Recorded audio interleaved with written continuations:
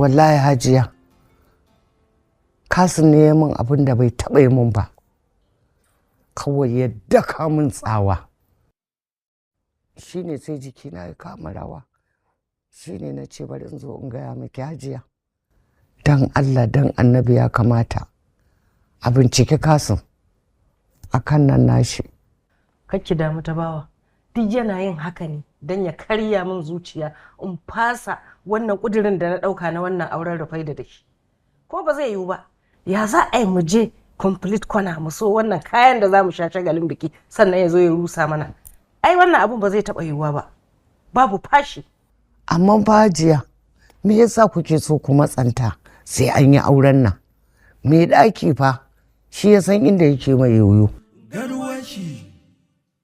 Hajiya dan Allah dan annabi ki yi haƙuri ku bar shi abin da yake so.